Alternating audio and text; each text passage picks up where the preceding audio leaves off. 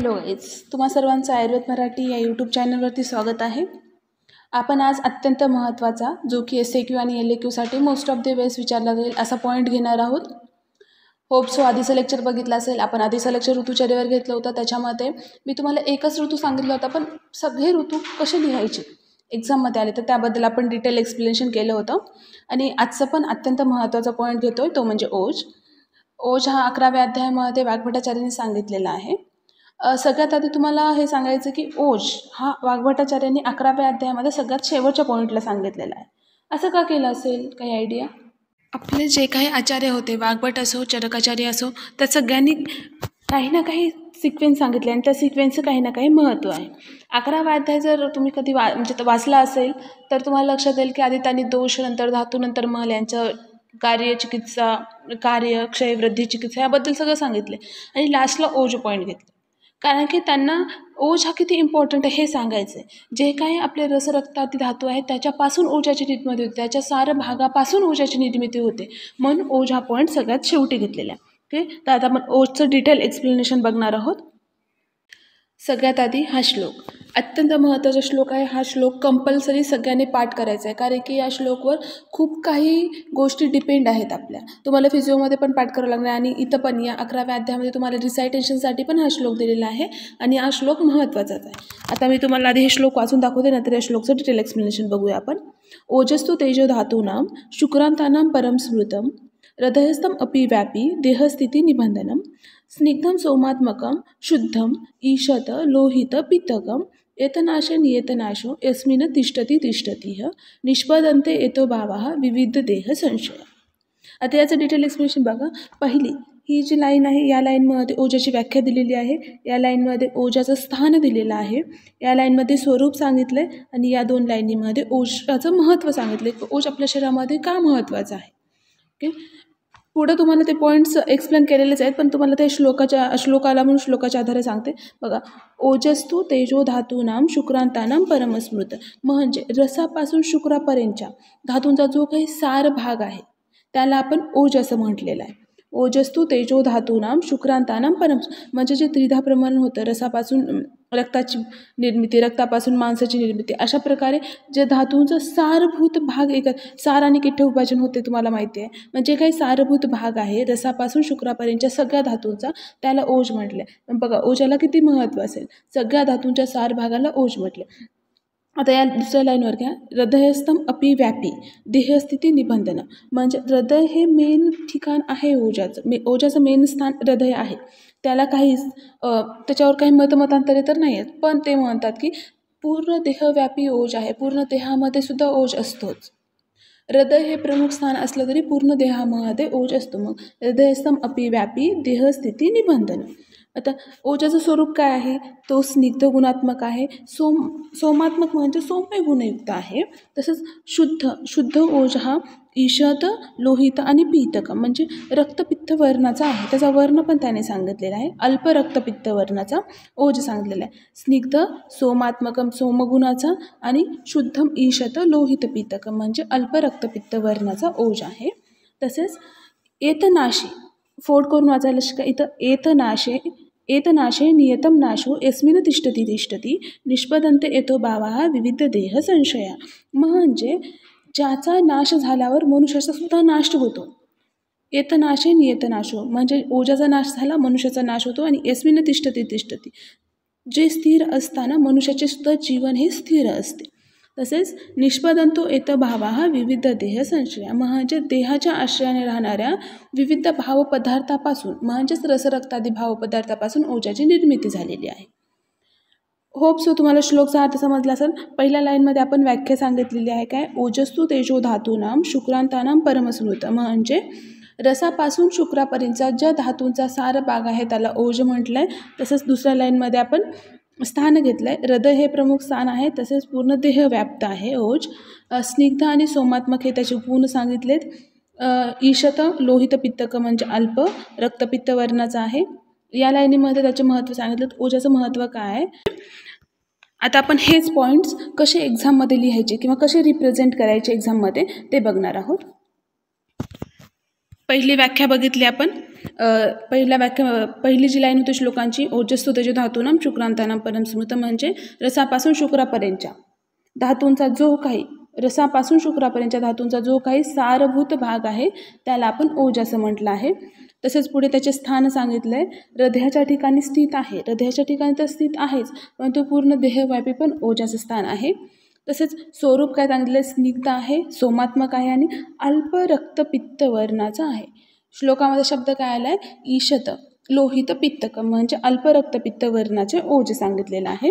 तसेच पुढे त्यांनी महत्त्व सांगितले. आपण महत्त्वाच्या जे 2 खालच्या लाईन पाहिल्या होत्या, ज्याचा नाश झाला असता मनुष्याचा सुद्धा नाश होतो आणि जे स्थिर असता मनुष्यसुद्धा जिवंत असते. तसंच पुढे ते सांगतात की देहाच्या आश्रयाने राहणारे विविध भावपदार्थ, या भावपदार्थामध्ये मी तुम्हाला सांगितलं सप्तधातू येतात प्रामुख्याने, त्यापासून ओजाची निर्मिती झाली. ओजाच्या आपण व्याख्यामध्येच पाहिले, रसापासून शुक्रापर्यंतच्या धातूंपासून ओजाची निर्मिती झाली आहे. तसंच मग विविध भावपदार्थापासून ओजाची निर्मिती झाली आहे. पुढे प्रकार ओजाचे, हे अत्यंत महत्त्वाचा पॉईंट आहे, तुम्हाला MCQला सुद्धा विचारलं जाऊ शकतं.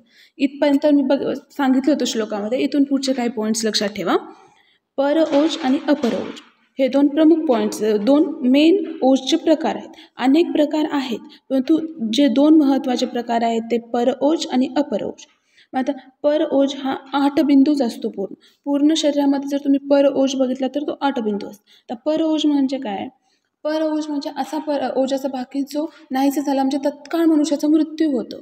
आणि अपर ओज म्हणजे त्याच्यामध्ये थोडाफार क्षय झाला किंवा वृद्धी झाली तरी आपलं कार्य चालू शकतं, शरीराचे कार्य चालू शकतात. पण पर ओज हा अत्यंत महत्त्वाचा आहे. याच्यामध्ये थोडा जरी क्षय झाला तरी पण तिथल्या तिथेच मनुष्याचा मृत्यू होतो. मग हा 8 बिंदूच आहे फक्त आपल्या शरीरामध्ये आणि हृदयाच्या ठिकाणी राहतं. त्याचं स्थान काय आहे, हृदय. पर ओज अत्यंत महत्त्वाचा ओज आहे. तसं त्याचं 8 बिंदू हे त्याचं प्रमाण सांगितलं आहे आणि स्थान हृदयाच्या ठिकाणी सांगितलं आहे. पुढे अपर ओज सांगितलं आहे. अपर ओजाचं प्रमाण किती, अर्धांजली अपर ओजाचं प्रमाण सांगितलं आहे आणि तो सर्व शरीर व्यापी आहे. आपण ओजाचं स्थान पाहिल्यावरच इथं काय म्हटलं होतं, हृदयाच्या ठिकाणी स्थित आहे आणि देहव्यापी आहे. मग हृदयाच्या ठिकाणी असणारा पर ओज त्याचं प्रमाण 8 बिंदू आणि जो सर्व शरीरव्यापी आहे तो अपर ओज, त्याचं प्रमाण अर्धांजली. ओके, तर पुढचा पॉईंट बघूया. ओजक्षय. ओजक्षयामध्ये त्याची कारणे सांगितलेली आहेत. ओजक्षयाची कारणे काय आहेत, क्रोध, जे जास्त राग करणे, चिंता, एखाद्या गोष्टीची जास्त चिंता करणे, शोक म्हणजे भीती वाटणे, श्रम म्हणजे आपल्या शरीर बलापेक्षा अधिक श्रम करणे, तसेच भूक लागल्यावर अन्न सेवन न करणे. हा आजकालचा प्रमुख पॉईंट आहे. काही की आपण ऑफिसमध्ये असतो, कॉलेजेसमध्ये असतो, त्याच्यामुळे आपल्याला जेव्हा भूक लागतं तेव्हा आपल्याला जेवायला भेटत नाही किंवा आपलं जेवण होत नाही, म्हणून आपण जेवायची टाळाटाळ करतो आणि नंतर जेव्हा भूक नसते तेव्हा आपण जेवण करतो. हे कितपत योग्य आहे बघा. भूक लागल्यावर अन्नाचं सेवन न करणे हे एक प्रमुख कारण आहे. तसेच सारखं रागराग करणे, चिंता करणे, शोक, भय हे सुद्धा ओजाचे प्रमुख कारण आहेत.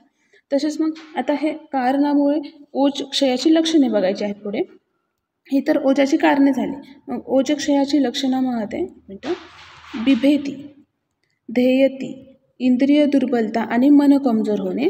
तसंच आणखीन काही कारणे आहेत, शरीर वृक्ष व दिनवाने होणे, थकलेले किंवा कृश होणे, ही सगळे आपल्याला ओजक्षयाच्या लक्षणे दिसतील.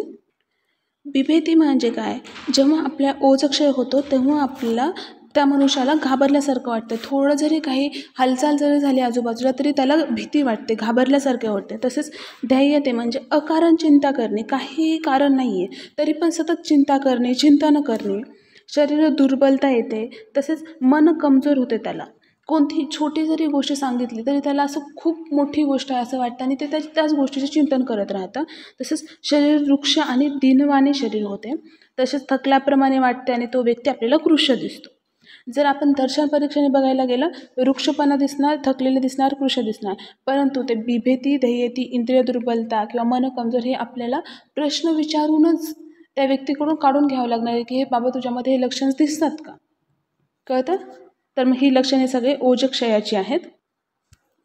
पुढे ओजक्षयावर मग चिकित्सा काय करायची, आपण कारणे बघितले, लक्षणे पण बघितले, मग आता याच्यावर चिकित्सा काय द्यायची. तर जीवनीय गणातले जे काही जीवनीय गण आपल्याला चरकाचार्यांनी सांगितलेलं आहे, महाकषायामध्ये पहिला सांगितलेला आहे गण, तो जीवनीय गणामधल्या सगळ्या औषधात चा वापर करायचा आहे. जर क्षीर आणि मांस रसादी पदार्थांचा त्याला जेवणामध्ये जास्तीत जास्त वापर करायचा आहे. प्रमुख जीवनीय गणातली औषधी, नंतर क्षीर म्हणजे आपलं दूध आणि मांस रसादी इत्यादी पदार्थांचा जेवणामध्ये जास्तीत जास्त उपयोग करायचा आहे. ही सगळी झाली क्षयाची कारणे, लक्षणे आणि चिकित्सा. आता ओजवृद्धी पण असणारच. ओजवृद्धीमध्ये उलट जितकी ओजवृद्धी असेल तितकं शरीर चांगलं असेल. त्याच्यामुळे ओजवृद्धीची असे आपल्या शरीरावर दुष्परिणाम होतील असं काही नाही. ओजक्षयाचेच आहेत फक्त. ओजवृद्धीमध्ये शरीराचे तर्पण होते, तसेच शरीराचे पोषण होते आणि शरीराला ताकद मिळते. ही लक्षणे ओजवृद्धीमध्ये आहेत. ओजवृद्धी झाली तर मन आणि शरीर आपले निरोगी राहते, कोणताही आपल्याला डिसीज होत नाही. त्यामुळे ओजवृद्धी ही आपण एका पॉईंट ऑफ व्ह्यूनी चांगलीच आहे असं म्हणू शकतो. प्रामुख्याने तर्पण होते शरीराचे, पोषण होते आणि शरीराची ताकद पण वाढते, हे ओजवृद्धीमध्ये. ओके, आपण काय काय पॉईंट पाहिले ते एकदा आपण रिव्हिजन करू फास्टमध्ये. पहिल्यांदा मी तुम्हाला श्लोक सांगितला होता, तो श्लोक करणं कंपल्सरी आहे. तसंच मग त्या श्लोकमध्ये काय, पहिल्यांदा आपल्याला व्याख्या लिहायची आहे. ओके, नंतर दुसऱ्या पॉईंटमध्ये काय, व्याख्यामध्ये काय होतं, ओजस्तु तेजो धातूनाम शुक्रांतानाम परमस्मृत, म्हणजे रसापासून शुक्रापर्यंतच्या सगळ्या धातूंचा सारभाग हा ओज आहे. दुसऱ्यांदा काय लिहायचं होतं, स्थान लिहायचं होतं. स्थानामध्ये हृदय आणि सर्व देहव्यापी. तिसरा पॉईंट होता स्वरूप काय होतं त्याचं, स्निग्ध सोमात्मक आहे आणि ईशत रक्तपित्त आहे. तसेच चौथा पॉईंट सांगितला होता महत्व, म्हणजे ज्याचा नाश झाला असता शरीराचा नाश होतो, जे स्थिर असता मनुष्य शरीरही जिवंत असते. तसेच देहाचे जे काही भावपदार्थ आहेत त्याच्यापासून ओजाची निर्मिती होते. हे सगळे आपण पॉईंट्स बघितले. आता 5वा पॉईंट बघितला होता प्रकारमध्ये काय सांगितलं होतं तुम्हाला, परओज अपरओज. परओजाचं प्रमाण 8 बिंदू आणि त्याचं स्थान हृदय. अपरओजाचं प्रमाण अर्धा अंजली, त्याचं स्थान सर्व देहव्यापी. पुढं 6वा पॉईंट काय बघितला होता, क्षय बघितला होता. क्षयमध्ये पण कारणे, लक्षणे आणि चिकित्सा बघितली. आणि 7वा पॉईंट बघितला होता वृद्धी. ओके, हे सगळ्या 7 पॉईंटमध्ये तुम्हाला ओज आला तर लिहायचं. मग तो ओज SAQला येऊ, सेपरेट SAQला विचारला जाऊ शकतो. LAQला आलाच तर तुम्हाला LAQला आला तर कंबाईन क्वेश्चनमध्ये विचारलं जाईल ओज. ओके, होप सो सगळ्यांना इथपर्यंत सगळं समजलं असेल.